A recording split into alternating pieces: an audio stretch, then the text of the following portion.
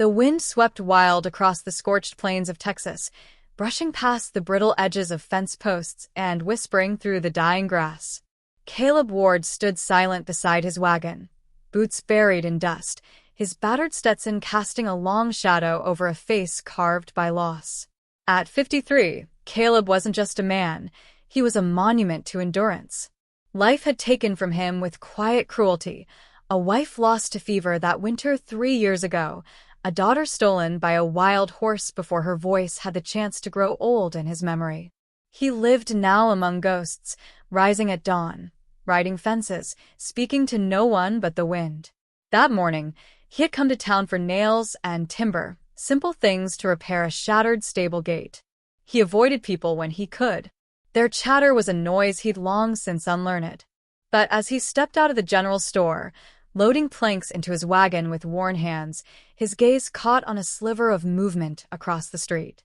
A girl, 15 at most, thin as wire, sweeping the porch with a broom too long for her arms, the sleeves of her dress hanging like shackles.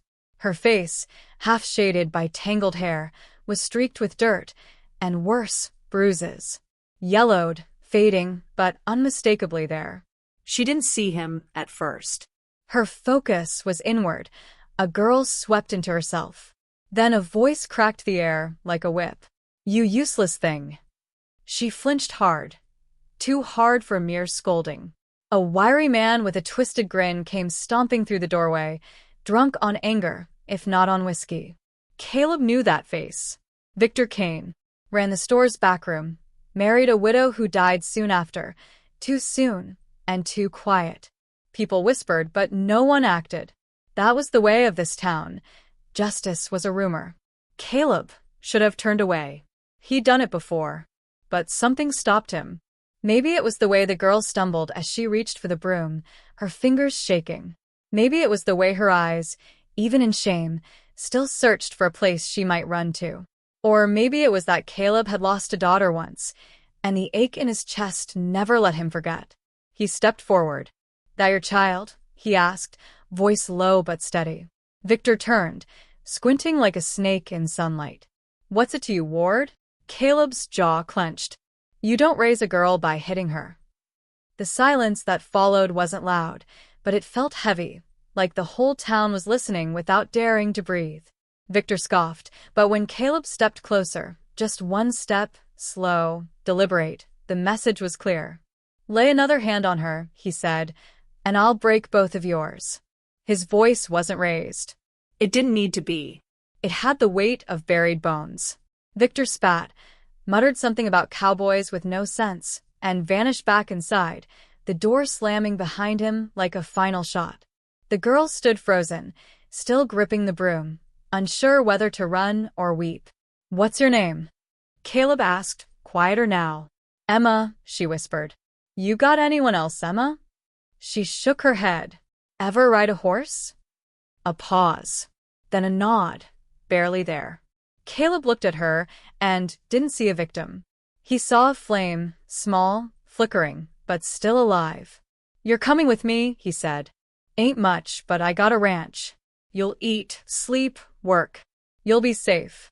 That man touches you again, he won't see sunrise." She blinked. Hope, raw, trembling, flickered in her eyes. "He won't let me go. If he tries, he'll regret it." Caleb bought her a pair of boots and a second-hand hat. The storekeeper said nothing. Everyone knew Caleb Ward never made threats twice. By midday, they were riding out, the girl silent behind him on the gray mare, her hands clinging to the saddle horn like a prayer. He didn't speak on the trail, and neither did she. Words weren't needed. Not yet. The land spoke enough for them both, vast, scarred, and stubborn, much like the hearts it now carried. The ranch lay an hour west, where the road thinned into dust and the hills folded like tired shoulders beneath a wide, watching sky. It wasn't much, a crooked fence line, a sagging barn, the stone chimney of a house that had seen too many winters, but it was honest. It was Caleb's world, shaped by calloused hands and years of quiet labor. And now, for the first time in a long while, it was no longer a place meant for just one. Emma dismounted slowly, legs stiff from the ride. Her eyes swept the land not with wonder, but with caution, the way a creature studies a place it's not yet sure is safe. Caleb said little, just pointed to the well, the barn, the chicken coop barely clinging to upright, and finally the spare room in the house. The door creaked when he opened it, revealing a bed made with clean sheets and a small window facing the east. It wasn't warm, but it was waiting. That was something. That night, the sky outside hung with stars like scattered silver, but inside, the silence between them was thicker than walls. Emma sat at the edge of the kitchen table, picking at the stew he'd made, beans, beef, carrots so soft they collapsed on the spoon. She ate in tiny motions, as if unsure whether to trust the food or the man who gave it. Caleb didn't push. He simply ate beside her, spoon clinking against the bowl, the fire crackling in the hearth behind them like a low voice telling them both, "Time will do what words cannot." At dawn, before the rooster crowed, Caleb heard a sound through the window. He stepped onto the porch, coffee in hand, and there she was, Emma, standing in the dust, trying to swing a rope at a post the way she'd seen him do the night before. Her wrists were too stiff, her form too rigid, but her focus burned. He leaned on the railing and called, "It's a rope, not a noose. Let it dance." She tried again. Missed. Tried again. Closer. There was no need to say, "Good job." That wasn't their way. Instead, the rhythm of the days began. Caleb showed her how to feed the horses, how to stack hay without wasting breath, how to oil the gate hinge so it wouldn't squeal like a pig every time it opened. Emma listened without questions at first, all quiet eyes and wary limbs. But slowly, her voice crept in. A soft why when he patched a fence post instead of replacing it. A quiet what if about coyotes and storms and the price of bullets. She learned, and not just chores. She learned how to ride hard and shoot straight, how to read the sky for signs of trouble, how to speak with her chin lifted. Caleb didn't treat her like a broken thing. He didn't coddle or console. He handed her tools, taught her to use them, and trusted her with work that mattered. And for Emma, that was more healing than any kindness. At dusk, when the sky blushed gold and the wind turned cooler, they sat on the porch in silence. On one such evening, she asked, not loudly, not with need, but with curiosity, "Why'd you take me in?" Caleb chewed the stem of a toothpick, eyes on the horizon. "Didn't sit right. Leaving you there. I lost my girl years back. Still stings. Maybe I saw her in you. Maybe I just saw someone worth saving." Emma didn't answer. Not with words. She looked away, eyes glistening in the dim. But her shoulders relaxed. That was answer enough. "You can stay as long as you want," he added after a while. "Ain't got a daughter. But I'd be proud to call you mine." She didn't speak. But in that silence was something warm. Something unspoken but undeniable. A thread being tied. Not of blood, but of choice. Of shared pain, and the slow, steady act of becoming something more than what you were before. Days passed. The bruises on her face faded, but the fire in her eyes grew brighter. Her laughter, rare and rough at first, came more often. Not soft or sweet, but real, like a girl learning how to live again. She rode alone now. Tracked rabbits through the brush. Cooked when he let her. Fought him over chores. Asked for more bullets to practice her aim. The ranch didn't heal her, but it gave her the space to start mending. And for a man who'd buried more than he'd saved, that was enough to let light into the rooms he'd long kept closed. The letter came in the cold gray of early spring, its paper thin and official, the kind that smelled of bureaucracy and arrogance. Caleb found it tucked into the mailbox like a threat pretending to be an invitation. He opened it without ceremony, eyes scanning the lines until they hit the word that made his stomach turn: eviction. The land, it said, now belonged to someone else, part of a redevelopment corridor, approved by the state and sold to a private firm. Eminent domain, they called it, a name that tried to sound lawful, noble even, but it meant one thing: get off your land. It's no longer yours. Caleb crushed the letter in his hand. He'd heard rumors for months, Developers sniffing around, men in press shirts and shiny trucks promising jobs, money, roads. But this ranch wasn't just dirt and wood. It was memory. It was the only place where Emma had begun to breathe again. The only place he'd kept the ghosts at bay. That evening, as the sun dipped low and the cattle murmured in the distance, Emma saw the storm behind his eyes. She didn't ask. She just waited. "They're coming," he said, voice dry as gravel. "Say we gotta leave. Some company bought the rights." Emma's jaw clenched. "You're not leaving, are you?" Caleb looked at her, and for the first time in months, she saw the same pain that had lived in her own chest, rage wrapped in helplessness. "No," he said simply. They came a week later. 3 men in suits, 1 sheriff in uniform, and a construction foreman with a clipboard and too much false patience in his voice. "We don't want trouble, Mr. Ward," the lead suit said. "You'll be compensated fairly. There's a relocation plan." "I'm not relocating," Caleb interrupted, staring past him like he was a smudge on glass. "Then we'll have to take legal action."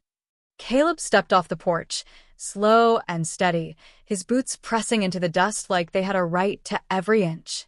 "You come for this land, you better come with more than ink and smiles. You'll need men willing to cross a line they won't come back from." The sheriff stepped forward. "Easy, Caleb. Don't make this harder than it has to be." Emma stood behind him now, rifle in hand, not aimed, not threatening. Just there, like a declaration. The girl who once flinched at a raised voice now stared down a batch with the calm of someone who had nothing left to fear. "She's a minor," the foreman said, gesturing to Emma. "You're endangering her." "She's my family," Caleb replied, "and this is her home." The men left for now. But it wasn't over. 2 nights later, under cover of darkness, they came again, this time not in suits. Flashlights bobbing in the fields, diesel engines humming, trucks with no license plates and men who moved like they didn't care who saw them. Emma spotted them first, the flicker of light across the barn roof. "Caleb," she hissed, urgent but not afraid. "They're here." He didn't speak. He grabbed the shotgun from above the mantel, handed her the rifle, and they moved like shadows into the night. The barn was burning before they got there.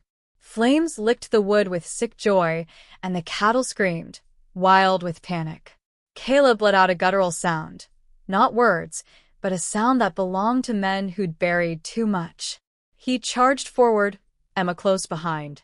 They freed the animals first, kicking gates open, shouting them out, coughing through smoke. 1 man ran, Caleb tackled him in the dirt. There was no speech, no warning. Just fists and fury. The man spat blood and scrambled away, limping, swearing. Another raised a tire iron, but Emma fired into the ground between his feet, the echo like thunder over their heads. He froze, hands up, face pale. "You're trespassing," she said, voice shaking but firm. "Next shot won't miss." By morning, the barn was gone. Ash and timber. But the house stood. And so did they. The sheriff came again. This time with a warning. "They won't stop. This is bigger than you." Caleb looked at Emma, then back at him. "Then they better be ready for small men with big memories. We didn't start this fight, but we remember what justice is." The wind howled that morning, as if the land itself was trying to scream before the world did. Ash still clung to the fields like gray snow, and the sky bore a dull bruise of a coming storm. But Caleb stood in front of the house like a sentinel, shotgun slung across his back, eyes harder than the nails that once held his barn together. Emma hadn't spoken much since the fire.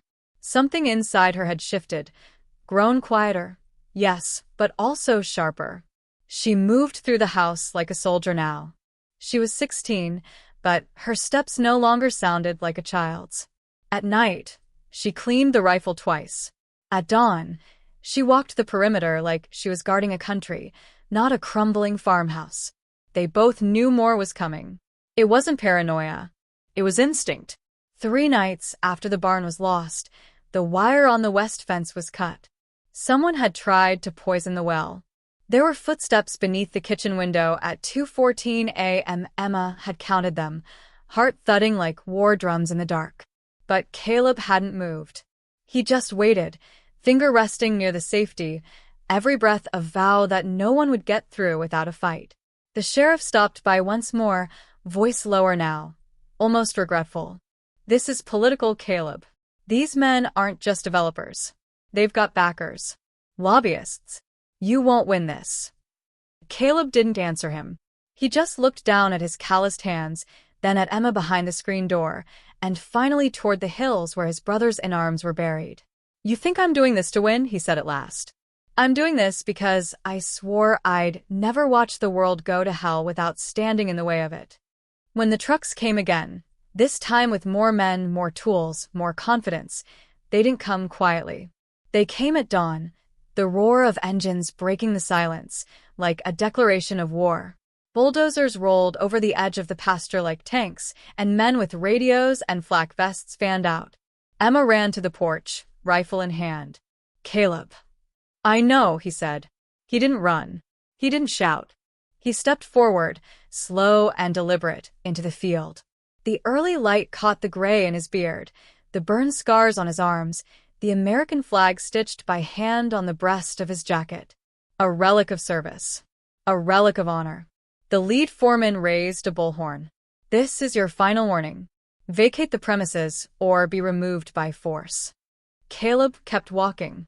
He reached into his pocket, pulled out an old military badge, tarnished, dented, but still there. He dropped it into the dirt and stepped over it. Then he turned to the bulldozer and stood in its path, arms by his side. The engine didn't stop, but neither did Caleb. Emma followed him, heart in her throat, hands trembling, but she stood beside him. Two silhouettes against the rising sun, alone but unyielding. The bulldozer slowed. For a second, no one moved. The world held its breath. And then came the sound none of them expected. Horns. Dozens. From the ridge. One by one, trucks began to appear. Rusted, loud, unapologetically American. Veterans. Locals. Men and women in old uniforms, hats faded from time but pride still burning in their eyes. Caleb hadn't called them. He didn't need to. Word had traveled, through whispers, through memory, through the kind of quiet respect that still lived in some corners of this country. A man stepped out of one of the trucks. Old, tall, his limp familiar. He saluted Caleb from a distance. Figured you could use some company, he said. The foreman hesitated. The radios crackled. The sheriff cursed under his breath. It was no longer just about land. It was about principle. About a forgotten oath. Caleb turned to Emma, hand resting on her shoulder. His voice was low, steady. You don't have to stay, you know. I'm not going anywhere, she replied. This land saved my life. I'll give it back if I have to. And so they stood, surrounded by old warriors and young believers, by people who'd been broken and rebuilt too many times to count. No speeches. No banners. Just the simple, terrifying courage of those who choose to stand when it would be easier to kneel. They weren't just defending land. They were defending the idea that some things are worth bleeding for, even if the world no longer remembered why. The dust never truly settled.